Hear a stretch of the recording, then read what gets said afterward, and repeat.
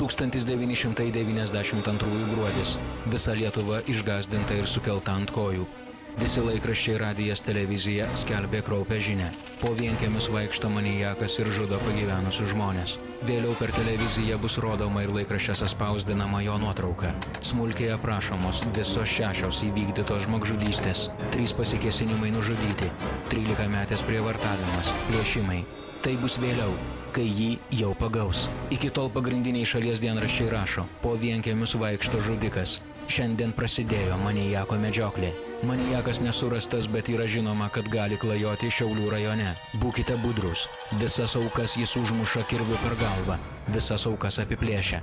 Jis nuožmus ir šaltakraujis. Kelmės rajone nužudęs auką užvertė ją šiaudais ir dar kelias naktis ant jų miegojo. Raseinių rajone vienoje sodyboje nužudęs 2 senutes ir suradęs šampano dar keletą dienų gėrė tose pačiose namuose. Kas jis? Pirmasis serijinis žudikas manijakas nepriklausomoje Lietuvoje gąsdinęs vienkiemių gyventojus. Pasak vieno laikraščiuose cituoto policijos komisaro, tai jau ne žmogus, tai vilkas. Kaip jį nustatė, sugavo ir teisė. Žudikas nekalto vaiko veidu. 94 sausį, kai vyko šis teismo procesas, apie kurį rašė visos Lietuvos laikraščiai, valstybės kaltinimą palaikantis prokuroras Jurgis Jurkevičius žurnalistams sakė: ši byla yra išskirtinė Lietuvos istorijoje. Tas išskirtinis procesas vyko aukščiausiajame teisme. Užrakintame geležinėme narve, saugomame guminėmis lazdomis apsiginklavusių pareigūnų, buvo uždarytas ramus, mažakalbis vaikinas. Antanui Varneliui tada buvo vos 22. Antanas Varnelis šiurpiais nusikaltimais visą Lietuvą gąsdino lygiai pusę metų, 6 mėnesius. Aukščiausiojo teismo archyve su nuoroda neterminuotai saugoma jo byla. Ją sudaro taip pat 6 tomai arba beveik 2000 bylos lapų. Tiek jų reikėjo prirašyti, renkant nusikaltimų įrodymus, apklausiant liudytojus, sulaikant ir vėl paleidžiant nieko dėtus įtariamuosius, atliekant pas juos kratas. Menko išsilavinimo pagalbinės mokyklos auklėtinis, kuriam ekspertai nustatė įgimtą silpnaprotystę, ilgai vedžiojo už nosies 6 Lietuvos rajonų ir vidaus reikalų ministerijos kriminalistus. Nikolajus Urbanovičius, buvęs vidaus reikalų ministerijos kriminalinės valdybos nužudymų prieš asmenį skyriaus vyresnysis operatyvinis įgaliotinis. Ministerija buvo, sudaryta tardymo operatyvinė grupė, į kurį buvo įėjęs, vadovaujantis prokuroras, operatyviniai darbuotojai, buvo sudarytas tardymo operatyvinis planas. Bet tai buvo padaryta gerokai vėliau, kai kažkuris iš kriminalistų atkreipė dėmesį, kad mažiausiai 4-5 neišaiškintos žmogžudystės įvykdytos skirtingose rajonuose yra labai panašios. O iki tol net 4 baudžiamosios bylos dėl nužudymo Šakių, Jurbarko, Telšių ir Kelmės rajonuose stabdomos, nes kriminalistams niekaip nepavyksta nustatyti jas įvykdžiusio asmens ar asmenų. Sunkumus buvo tam, kad jisai daugiausiai, kur įvykdė žmogžudysčių, buvo vienkiemiai. Dėl to buvo sunku labai surasti gryną tą liudytoją, kuris apibūdintų iškart nuo pirmų dienų, kaip atrodė tas žmogžudys. Po pirmosios žmogžudystės Šakių rajone, kur kietų buku daiktų smūgiuojant į galvą buvo užmuštas pagyvenęs vyras, vienas gyvenęs pamiškėje, buvo sulaikyti ir apklausti net 6 įtariamieji. Pas juos atliktos kratos, bet visi paleisti, nes turėjo tvirtą alibi. Tikrasis žudikas pagaliu užmušęs senuką, įvilkęs jo lavoną į namą, plojęs skudurais ir uždegęs, nenustatytas. Ipolitas Burokas, buvęs vidaus reikalų ministerijos kriminalinės valdybos nužudymų prieš asmenį skyriaus vyriausiasis komisaras. Nusispjovė. Ten apylinkės inspektoriai turbūt davė kokį nurodymą, patikrinti, taip, nėra ir viskas. O čia viskas prasidėjo. Kad jie būtų pirmą kartą sustabdę, tada būtų... Po 3 savaičių 92 rugpjūčio 18-ąją Telšių rajone kriminalistams pavyksta šį tą sužinoti apie įtariamąjį. Iš rajono policijos komisariato į vidaus reikalų ministeriją siunčiama operatyvinė informacija. Ieškomas maždaug 30 metų amžiaus vyriškis, vidutinio kūno sudėjimo, šviesaus gymio, akys mėlynos, plaukai šviesūs, tiesūs sušukuoti į šoną. Kalba maišyta žemaičio aukštaičių tarme, ant krūtinės ir abiejų rankų nuo riešų iki pečių tatuiruotės. Prisistato Antano vardu, turi peilį. Taip įtariamai apibūdino 2 Telšių gyventojai, pas kuriuos policija rado daiktus, išneštus iš tame rajone nužudyto senuko namų. Telšiškiai tikino Antaną matę pirmą kartą, nieko daugiau apie jį nežino. Po 2,5 mėnesio spalio 31-ąją labai panašiom aplinkybėm sunkiai sužalojamas senukas Jurbarko rajone, Šimkaičių kaime. Kirviu suskaldytą galvą taip ir net gavę sąmonės, 86 senolis po savaitės miršta Kauno klinikų reanimacijos skyriuje.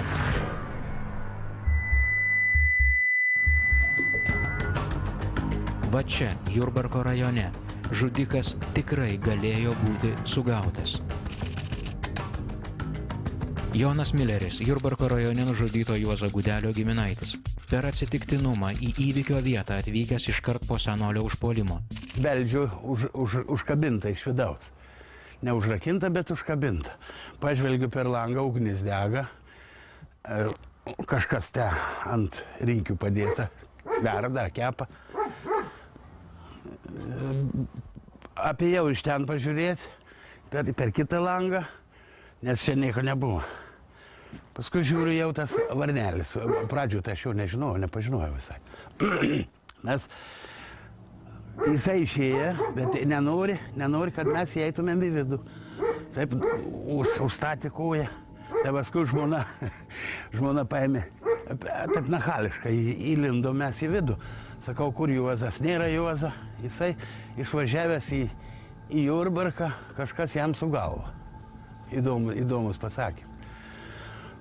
O sakau, kas jūs toksai? Saka, aš čia Antoška. Aš gyvenu pas Mačiulaičių tokiu. Įtardami negerą, Jonas su žmona nuvažiavo pas tuos Mačiulaičius. Tie patvirtino, kad Antošką pažįsta. Benamis jaunuolis jau visą mėnesį gyvenantis Šimkaičiuose. Žmonėms padeda dirbti ūkio darbus.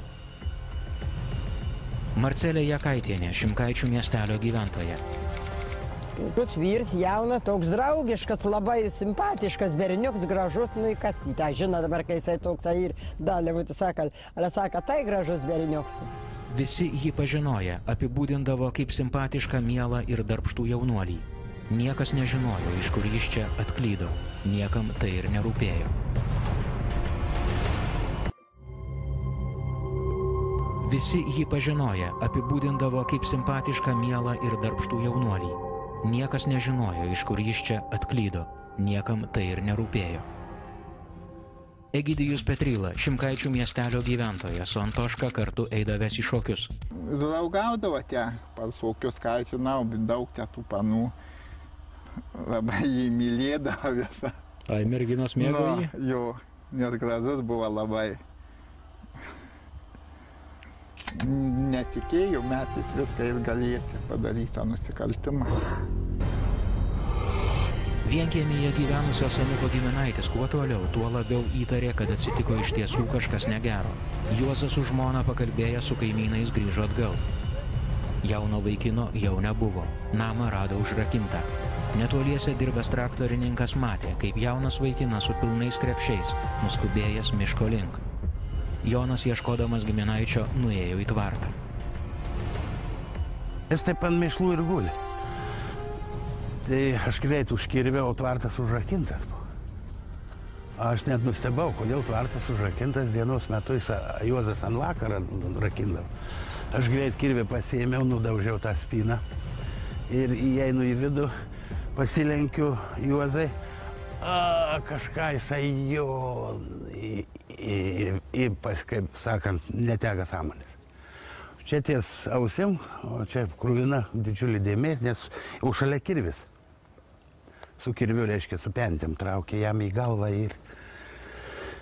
ir pramušė kaukolę.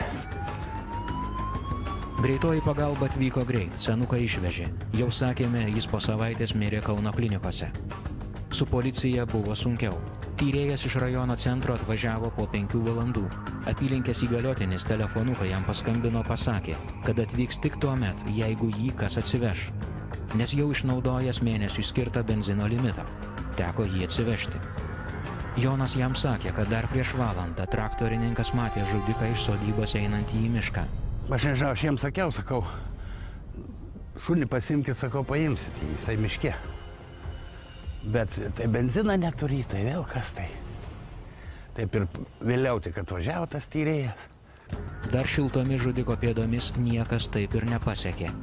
Po gero mėnesio nužudymo tyrimo byloje Jurbarko kriminalistai parašė, kadangi parengtinio tardymo metu asmenys apiplėšę ir nužudę Gudelį nebuvo nustatyti, todėl baudžiamoji byla gruodžio 10-ąją buvo sustabdyta. Vėliau nustatyta, kad per tą mėnesį ir 10 dienų tas pats buvęs nenustatytas asmuo nužudė dar 3 žmonės. Dar 3 sunkiai sužalojo. Jie gyvi liko tik todėl, kad laiku buvo suteikta medicininė pagalba. Nes o čia greta Girkalnės ten 2 moteris nukalė, paskui. O tai dėl to, kad policija būtų paėmę, būtų tolesnių mirčių išvengta. Paskui apklausiamas jis patvirtino, pasiekęs pamiškę ilgai žiūrėjęs, kuo baigsi sujudimas apiplėšto ir tvarte užrakinto senuko namuose. Po to neskubėdamas patraukė tolyn, kaip visada, pėsčiomis. Po 2 savaičių Kelmės rajone Pakražančio apylinkėje vienkiemyje gyvenusi moteris paskelbta dingusia be žinios. Visi supranta, kad su lazdele sunkiai vaikštanti senolė negalėjo toli nuklysti nuo namų. Tai, ką tąkart už šių tvarto durų pamatė policininkai ir čia susirinkę žmonės, net nesinori pasakoti. Antano Varnelio nužudytos senutės lavonas visą savaitę buvo gulėjęs po šiaudais. Byloje yra tos fotografijos, bet jų nematė net nužudytosios vaikai. Žiurkės jau buvo net pažįstamai apgraužusios veidą. Vėliau ekspertai nustatė, kad moteriai kirviu buvo suduoti 9 smūgiai, iš jų 5 mirtini į galvą. Tvarto durys, kaip ir Jurbarko rajone, buvo užrakintos spyna. Iš namo dingęs dviratis, lietpaltis, kavos malimo mašinėlė, kvepalai, muilas, plaukų lakas. Kelmės kriminalistai sulaikė ir apklausė 5 įtariamuosius. Jų namuose atliktos kratos. Nužudytosios daiktų nerado. Visi sulaikytieji turėjo tvirtą alibi. Jie po apklausų buvo paleisti. Ir šioje byloje rašoma, kad žudikas nenustatytas asmuo. Apie kokį nors Antaną ar Antošką čia net nekalbama. Tuo pačiu metu šalies laikraščiai pradeda rašyti apie neįvardytą senukų žudiką manijaką.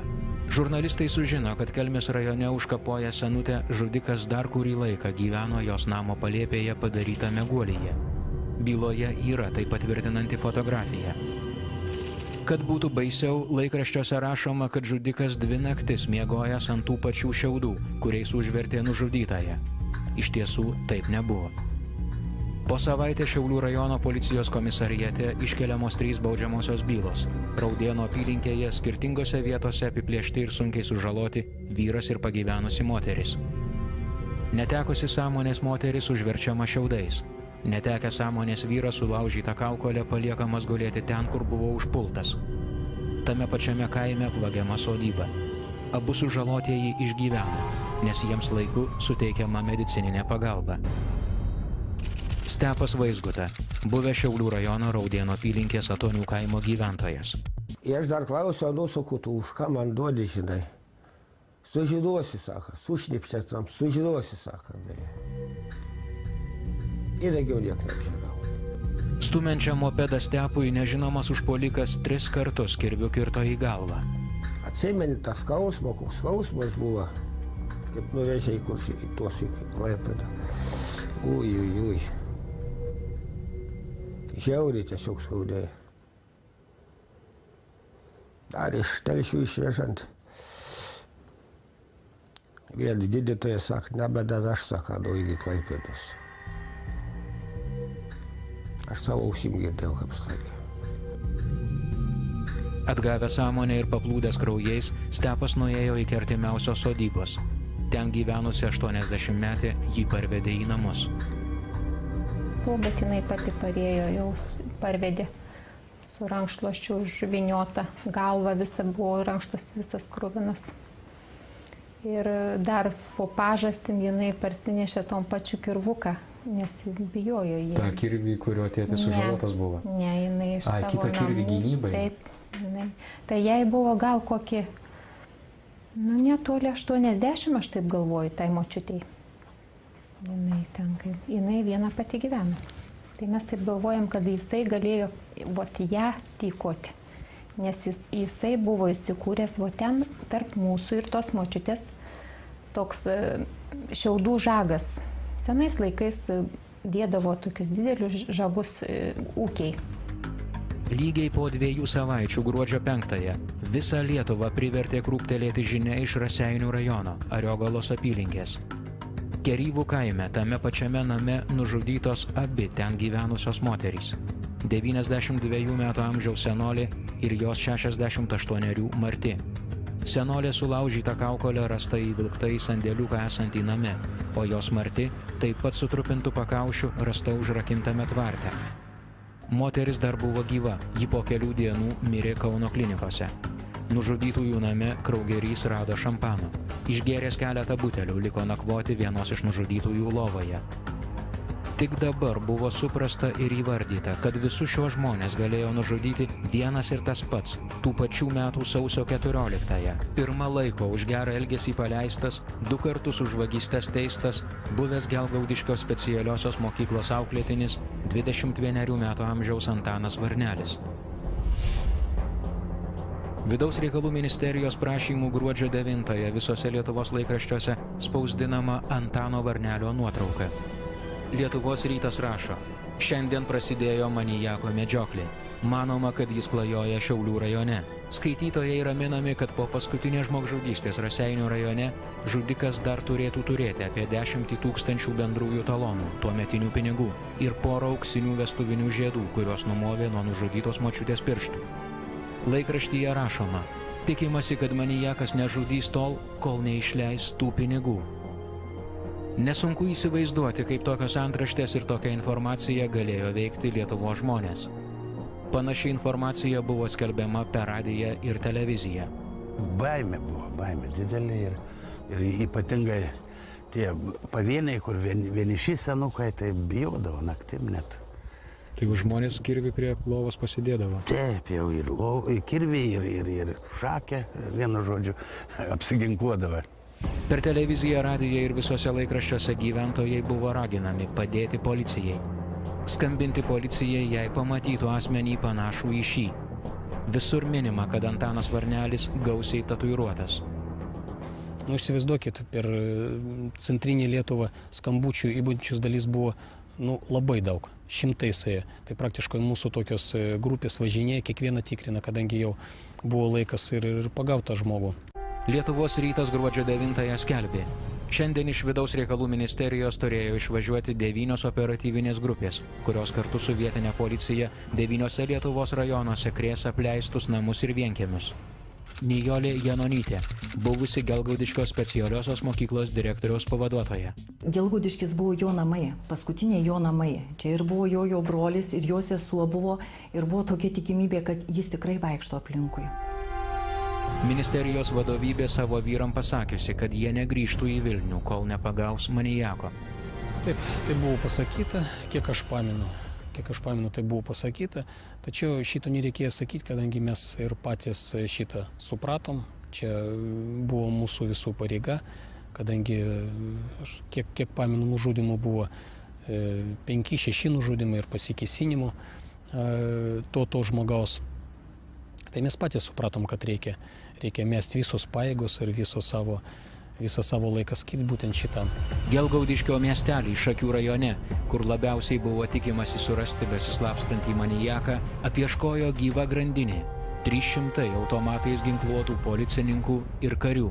Taip, ten buvo tokiu principu ieškota, kaip ir dingęs žmogus be žinios, sustatoma gyva grandinė. Būtent dalyvavo aro pareigūnas spec padalinio, kadangi vis tiek žmogžudys neįlinis, o yra, kaip mes dabar vadinam jį maniaku, jisai galėjo būti ir ginkluotas, tai dėl to spec būrio pareigūnai tikrina gyvą grandinį. Ėjo ir viską žiūrėjo. Respublika rašė, kad nekrėsti liko tik Viršaičio bei klebono namai. Iš šalies tai man atrodė, kaip pasakyti, iš tikrųjų, kaip geram filme. Kada sutraukta tiek jėgų sulaikyti vieną vaikiną. Ten ko gero buvo žmonių virš 300. Bet manijako niekur nerado. Antaną Varnelį po 2 savaitės trukusių gaudynių sugavo ne pareigūnai, o paprasti Lietuvos kaimo žmonės. Kauno rajono Užliedžių apylinkės Muniškių kaimo gyventojai. Tada spaudai buvo papasakota, kad Varnelį iš visų rodytos fotografijos atpažinę Muniškių kaimo vaikai. Pasakė suaugusiems, o šie jį sulaikė. Buvo kitaip. Kauno nusikalstamo pasaulio autoriteto Henriko daktaro dvaro Užliedžių kaime kaimynai 92-aisiais nebūtų išdrįsę papasakoti, kad nusikaltėlį sulaikė, galima sakyti, Henytės teritorijoje. Nesvarbu, kad intelekto negalę turintis Antanas Varnelis ko gero nė nebuvo girdėjęs apie tuo metu įtakingiausią Kauno žmogų. Antanas Varnelis po žudynių Raseinių rajone, kaip vėliau tikino, traukė į Vilnių pas vieną įkalinimo vietos draugą. Tai, kad jį gaudo visos Lietuvos policija ir tai, kad jis paskelbtas ieškomiausių Lietuvos nusikaltėlių, Antanas žinojo. Perskaitė kažkur rastame laikraštyje. Nuo tos akimirkos keliaudavo tik naktimis. Dieną lindėdavo daržinėse, tvartuose. Pinigų po paskutinio apiplėšimo dar turėjo nemažai. Jį išdavė ne veidas, nes jis jau buvo nelabai panašus į tą nuotrauką spausdintą laikraščiuose, o tatuiruotės ant rankų. Gruodžio 21-osios vakarą Muniškių kaimo gatvelėje sutikęs nepažįstamą vyriškį, Antanas Varnelis paklausė, kur būtų galima išgerti. Šis atsakęs, jei turi pinigų, parodysiu. Taip abu vyrai atsidūrė va šiame name, tik namas tada atrodė gerokai kitaip. Nemokamai išgerti atėję dar keli kaimynai. Liutauras Uska, Juozas, Muniškių kaimo gyventojas. Ir jo tėvukas, kažin kiek valandų. Žinot, kai valandų. Tas Varnelis turėjo jisai tą laikrodį. Ir jisai o rūpužę. O tada pamatėte tatuiruotę? Pamačiau tatuiruotę, su kuo sėdžiu. A Jonas sėdė kitoj pusėj. Jam nėra kaip pasakyti. Ne ją ir jis ir aš. Einam amžiną, kai sakyt, einam biškį į lauką. Savo reikaliukais išėjom. Aptarę svarbesnį reikalą, vienas iš vyrų nubėgo pakviesti jaunesnių. Kiek atėjo tokie ambalas, kai sakyt, straubliai sukniubai. Matai, da peilį šauk. Prieš jį šoku su peiliu, da. Aš irgi netikėjau ant to veido. Aš galvojau, kad ten koks bandiūga, tai toks, žinote, jis buvo nepanašus į tą nuotrauką? Nepanašus, tik tai, kad jis žiūri apsirengęs, 2 vatuvkis apsirengusios. Vyrai paskambino policijai. Atvažiuokit, pasiimkit. Atsiliepęs budintis pasakė, kad greit neatvažiuos, nes jiems kas valandą tuo metu paskambindavo ir praneždavo, kad kur nors sulaikytas Varnelis. Buvo tikrinamas kiekvienas skambutis. Po 2 dienų Lietuvos ryte pasirodė ši nuotrauka. Manijako medžioklė baigta. O jūs pati po to kada nors matėte Antaną Varnelį? Ne. Tik tai nuotrauką? Nesu net nuotraukos mačiusi. Iš vis nesat mačiusi? Ne. Norit pamatyti? Norėčiau. Tikrai norit pamatyti jo nuotrauką?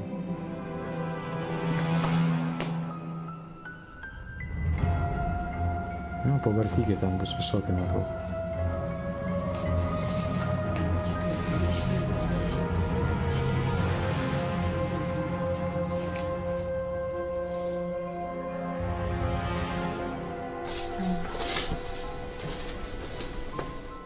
Nesiekiame dabar išprovokuoti užuojautos žudikų. Užuojautos reikia nužudytųjų artimiesiems. Bet kaip atsakyti į klausimą, kodėl tas jaunas, simpatiškas šviesiaplaukis, žudikas nekalto vaiko veidu, kaip kažkur buvo parašyta, įvykdė tiek šiurpių nusikaltimų?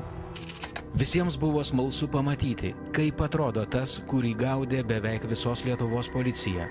Gaudynių metu laikraščiai rašė, kad tai jau nebe žmogus, tai vilkas. Komisaras Ipolitas Burokas pirmasis sugautą Varnelį apklausė Kauno areštinėje. Kokį įspūdį paliko šis pokalbis? Žmogaus, kuris nesupranta, ką padarė. Ar jam ten nužudyti tą žmogų buvo, ar vieną, ar du, ar tris, ar penkis, ar ką ten nužudyti, nesvarbu. Kaip tai žmogų apibūdinti? Jis pilnas ligonis yra. Rolandas Stankevičius, generalinės prokuratūros prokuroras, tada vadovavęs tardytojų grupiai, tyriančiai Varnelio padarytus nusikaltimus.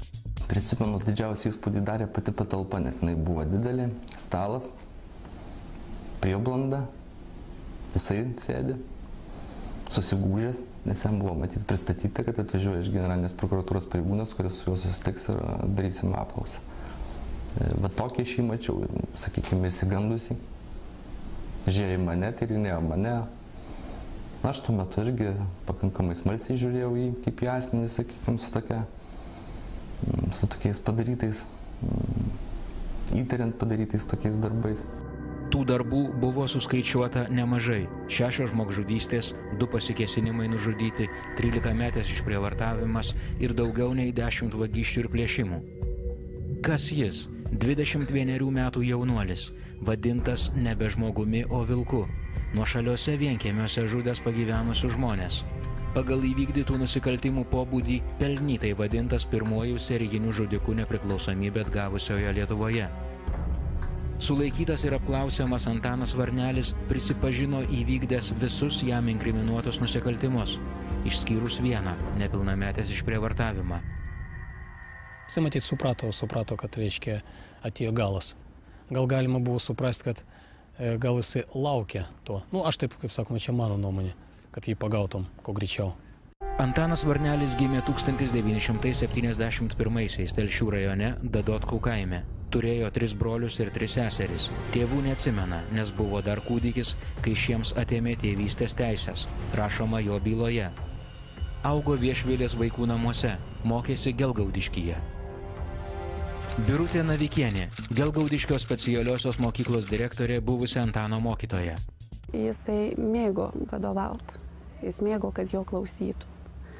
Jis norėjo būti lyderis klasėje ir aišku, jis būdavo tuo lyderiu klasėje. Bet kad šitai pasibaigs jo gyvenimas, tai tikrai nesitikėjome, tai mokyklai buvo iš tikrųjų šokas. Kodėl? Dėl to, kad praėję yra labai daug kartų. Ir niekada iki Antano nebuvo tokio atvejo, kad būtent nužudytų mūsų mokinys kažką tai. Toje pačioje Gelgaudiškio mokykloje mokėsi Antano brolis ir sesuo, abu jaunesni už Antaną. Iš vienos pusės buvo lyg ir supratom, kad tai yra didelis nusikaltimas ir jis turi būti nubaustas, bet iš kitos pusės atrodė, kad jis yra vargšas vaikas, nes jie buvo našlaičiai, 3 vaikai mokėsi mūsų mokykloje, 3 našlaičiai vaikai, kurie neturėjo nieko artimo. Ir kitas tik pagalvoja, kad galbūt tas vaikas kitas tik iš nevilties kažko tai griebėsi. Bet kad šitaip įvyks, tai aišku, nesitikėta buvo. Iš Antano Varnelio charakteristikos 93-aisiais rašytos aukščiausiajam teismui, pridėtos prie bylos. Berniukas užsidaręs, vengia bendrauti. Būdamas 10 pradeda ne tik vogti, bet ir mušti silpnesnius. Nesidomi nieko, išskyrus judrius žaidimus. Skriaudžia tik silpnesnius už save. Niekada nėra pakėlęs rankos prieš tą, iš kurio buvo bent mažiausia tikimybė gauti atkirtį. Žmoguje vertina tik jėgą. Nuoširdumą laiko silpnybę. Po daugybės nusikaltimų, iš kurių daugiausia vagystės, buvo teisiama Šakių liaudies teismo. Tačiau teismas surengė spektaklį, taip rašoma charakteristikoje. Ir Varnelį išteisino. Toks nusikalstamų veiksmų toleravimas ir atvedė Antaną į kitų nusikaltimų, apie kuriuos dabar sužinojome. Didžiausias Antano talentas – įtikinamai meluoti, reikalui esant suvaidinti nuoširdų vaikinuką, ligonį ar visų skriaudžiamą žmogų. Charakteristiką pasirašė tuometinis mokyklos direktorius Marozas ir klasės auklėtojas Murauskas. Vargu ar pedagogai suvokė tos charakteristikos reikšmingumą buvusio mokinio likimui. Nes ir teismo medicinos psichiatrai pripažinę Antaną pakaltinamu, ir aukščiausiojo teismo baudžiamųjų bylų kolegija skyrusi išimtinę mirties bausmę sušaudant, ir aukščiausiojo teismo pirmininkas rašydamas baudžiamosios bylos išvadą Lietuvos prezidento vadovaujamai Malonės komisijai, visi jie žodis žodin cituos ką tik perskaitytus sakinius iš Antano Varnelio mokyklinės charakteristikos. Tais argumentais bus pagrįsti jų sprendimai. Albinas Murauskas, buvęs Antano Varnelio auklėtojas, teismui rašęs Antano charakteristiką. Taip, kad jis irgi, kur stipresnis, jis su tuo pagarbiai, kad mokinis stipresnis. Jis pagarbiškai, jis man nėra niekada pasakę pasipriešinę, pasakęs, kad nedarysiu ar ko, visada maloniai. Aš dar, jis žinojo aš kažkada, tai ir tada dar sportavau. Šiandien buvusi Antano mokytoja paklausta, ar mokykla niekiek nesijaučia kalta dėl to, ką baigęs mokyklą padarė Antanas, atsakė. Matytas laikmetis buvo toks. Pedagogams tada gal vėlgi turėčiau sakyti, trūko to supratimo tokio ir gal momentais ne tiek ambicija turėjo būti pedagogo, kiek reikėjo nuoširdumo. Jam auklėtojas buvo vyras. Vyrai visada griežtesni, dūšės nelabai jau jie beldžiasi. Na ir iš tikrųjų tas vaikas, jis niekada nebuvo taip pat priglaustas, kaip mes sakom. Niekada jis nebuvo pamylėtas kaip vaikas, kad jis yra svarbus, kad juo mes rūpinamės, kad jis yra kažkam iš tikrųjų reikalingas ir svarbus. Antano Varnelio teismas prasidėjo 1994 sausio 18-ąją. Aukščiausiojo teismo baudžiamųjų bylų kolegijai pirmininkavo teisėjas Vytautas Greičius. Pamačiau, kad ateina moteriškė. Tada aš galvoju suduoti per galvą ir nuėti paimti ką nors. Sakykit, jūs ten gėrėt ką nors, nužudė senutės? Šampaną gėrė. Šampaną gėrė? O kaip tai normalu? Gert šampaną šalia, kada žmonės nužudyti yra? Aš negalvoju, kad aš juos užmušiu. Alvydas Jancevičius, aukščiausiojo teismo atstovas ryšiams su visuomenė. Tada garsus žurnalistas, stebėjęs ir fiksavęs Antano Varnelio teismo procesą. Ir aš prisimenu tą atmosferą teismo salėje, liudytojus, kurie buvo foje ir kitus, kurie jau buvo salėje. Net ir čia, matant Varnelį jau narve, vadinkim taip, už grotų, sargybos saugomam, kai kurie pagyvenę žmonės, iš tikrųjų taip, gal jie tvardė savo neapykantą, gal jie tvardė savo skausmą, bet akys išdavinėjo, kad šitie žmonės kažkodėl taip prisibijo šito žmogaus. Kai viena pradėjo rėkti senutė, jūs grįžot ir pakartotinai mušėte per galvą su basliu. Buvo taip? Buvo. Kodėl mušėte rėkiačiai senutė, kuri dar nebuvo užmušta? Tai šaukė. Tai ką jūs nesupratot, mušdamas per galvą užmušėt ją? Ji dar gyva buvo? Kaip suprasti jūsų veiksmus? Tai šaukė, aš priejau, tada vieną kartą sudaviau viską. Byloje yra vienas labai netikėtas dokumentas. Netikėtas tuo, kad įsektas byloje. Vienos Varnelio nužudytos moters dukters laiškas rašytas šalies prezidentui Algirdui Brazauskui. Aš jį perskaitysiu. Kreipiuosi į Jūs, gerbiamas prezidente, ieškodama atsakymo. Nejaugi mes turime būti gailestingi tiems, kurie kaip pasiutę žvėrys žudo kitus. Krauju ir ašarom aplaisto rames Lietuvos sodybas ir galbūt vėl tykoja naujų aukų. 5. žudiko Varnelio auka buvo mano motina, 6. mano brolio žmona. Mes, gerbiamas prezidente, Jūs išrinkome tam, kad įstatymais apgintumėte dorus žmonės. Gyvybė už gyvybę.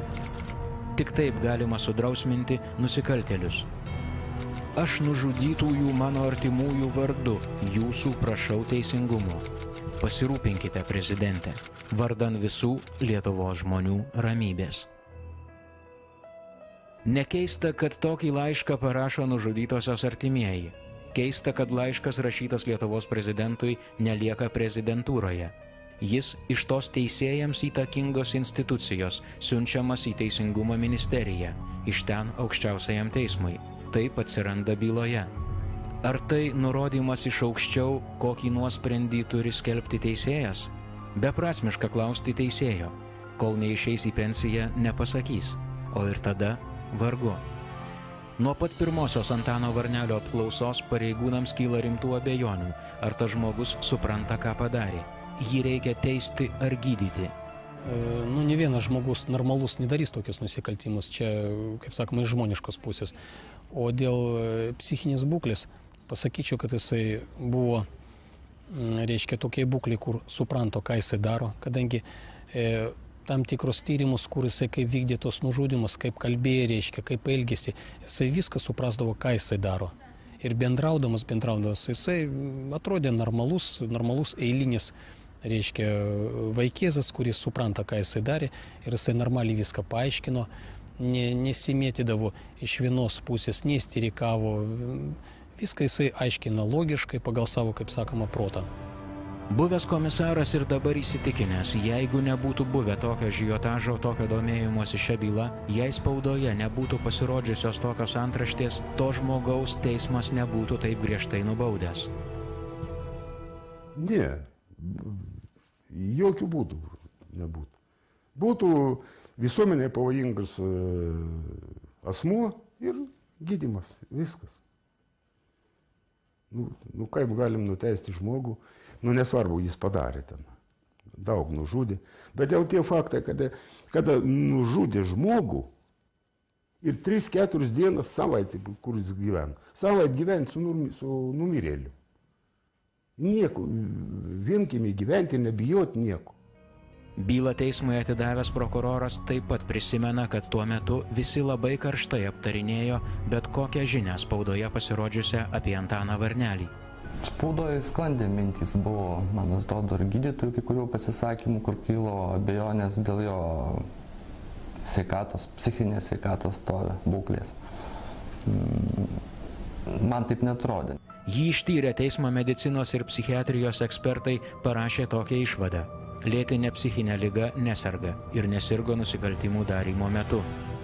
Įgimta silpnaprotystė, lengvas debilumo laipsnis su asmenybės psichopatizacija. Nusikaltimų darymo metu galėjo suprasti savo veiksmų esmę ir juos valdyti. Bet išvada buvo tai, kad jisai pakaltinamas ir gali atsakyti savo veiksmus.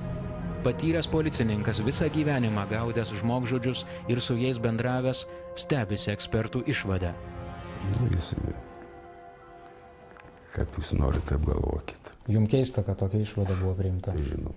Jonas Jasiulevičius, buvęs ilgametis aukščiausiojo teismo baudžiamųjų bylų teisėjas, teisęs žmogžudžius. Per savo darbo metu šiame teisme paskelbęs 15 mirties nuosprendžių. Buvęs teisėjas, pasibaigus teisėjo darbo kadencijai, pradėjo dirbti advokatu. Jonas Jasiulevičius buvo valstybės skirtas advokatas. Jis teisme gynė Antaną Varnelį. Aš vadovausi psichiatrinės ekspertizės aktų, kuris buvo byloj. Ten jis susidėjo iš 2 dalių. Viena dalis tai, kad pas jį buvo įgimta silpnaprotystė. Antra dalis, to nežiūrint tai, jis galėjo suprasti savo veiksmų esmę ir juos valdyti. Bet laipsnis, kokiame laipsnėje tai galėjo daryti, tai nebuvo konstatuota. Advokatas teisme pateikė prašymą Antanui Varneliui skirti pakartotinę teismo psichiatrinę ekspertizę, motyvuodamas, kad jo psichinės sveikatos būklė galėjo būti neišsamiai ištirta. Advokato manymu svarstant, ar teisiamajam skirti išimtinę mirties bausmę, nebuvo galima priimti skubotų sprendimų. Bet žiūrint asmenybę, kad jis yra riboto pakaltinamumo, kaip kas nori to ar nenori, jis buvo riboto pakaltinamumo. Riboto pakaltinamumo atvejais daromos nuolaidos. Jis negali sakyti taip, kaip atsako sveikas žmogus. Prokuroras siūlė prašymo netenkinti. Ekspertizė jau atlikta. Tada teisėjas paklausė paties Varnelio, ar šis nori dar kartą būti ištirtas. Teisiamasis net pasipiktino. Nenoriu, mane jau tyrė. Jeigu būtų protingas žmogus, jau bent kiek jau klaus, kad čia apie gyvybės ir mirties kainą ir klausia ekspertizė. Tai sveikas būdams, darykit man tą ekspertizę, apdruk, ką nors apsiriks. Apsiriks, pasakys, kad aš durnas. Jau mąstantis tai būtų. O čia žmogus, nereikia, jau padarė man. Kad iš tiesų viskas teisme buvo paskelbta vasario 1-ąją. Teisėjo Vytauto Greičiaus nuosprendis galutinis, kasacinė tvarka neskundžiamas ir neprotestuojamas. Iš tikrųjų, įvyko viskas labai greitai ir mes buvom pritrenkti ir šokiruoti, kad vis dėlto pati aukščiausia bausmė, nesižvelgianti tai, kad iš tikrųjų buvo aplinkybės, kad jis našlaitis. Antra priežastis dėl to, kad turėjo intelekto sutrikimą. Neatsižvelgta į tai, kad iš tikrųjų jis galėjo nesuvokti savo kai kurių veiksmų, kai kada. Sužinoję, kad Lietuvoje mirties bausme nubaustas intelekto negalę turintis vaikų namų auklėtinis, į mūsų šalį atvažiavo Danijos televizijos žurnalistai. Jie negalėjo patikėti tuo, ką išgirdo. Antano Varnelio istorija buvo papasakota to šalies televizijos žiūrovams. Praėjus kelioms dienoms po nuosprendžio paskelbimo, Gelgaudiškio mokykla į Lukiškių kalėjimą atvežė dar nepilnametę Antano seserį. Mes gavom leidimus ir buvom palydėti į susitikimą su Antanu. Ir tada kontaktų nebuvo. Jisai buvo dar neatsigavęs po to, man taip atrodo šiuo metu, kad buvo neatsigavęs po tos nuosprendžio, kas su juo atsitikė yra. Jis nesileido į kalbas, elgėsi nelabai adekvačiai tame susitikime. O kaip jis elgėsi? Jis tiesiog ir juokėsi, ir verkė, visokių jausmų ten buvo sumaištis ir mes taip pat buvom pasimetusios ir po to jisai pats pasiprašė nutraukti tą susitikimą. Antano Varnelio vardu buvo parašytas malonės prašymas Lietuvos prezidentui. Rugsėjo 16-ąją šalies prezidentas pasirašė dekretą nesuteikti malonės nuteistąją mirties bausme A. Varneliui. Rugsėjo 22-ąją aukščiausiojo teismo pirmininkas Mindaugas Lošys rašė vidaus reikalų ministrui. Prašau duoti nurodymą įvykdyti mirties nuosprendį. Po 6 dienų Vilniaus Lukiškių tardymo izoliatoriaus kalėjimo viršininkas pranešė, kad nuosprendis įvykdytas, sušaudant. Antanas Varnelis buvo 5-asis iš 7, kuriems po nepriklausomybės atkūrimo Lietuvoje buvo įvykdyta mirties bausmė.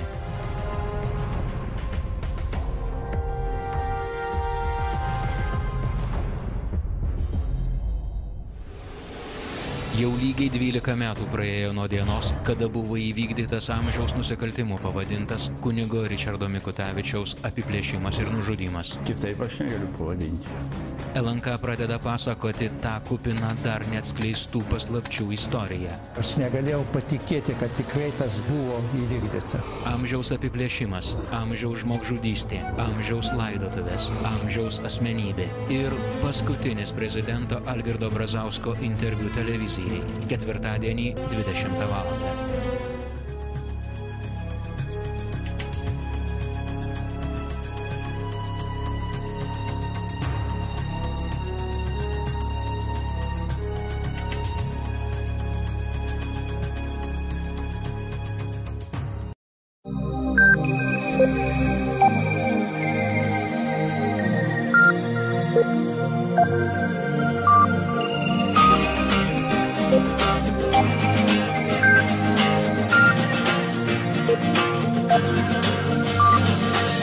Kažkur išnyko šviesa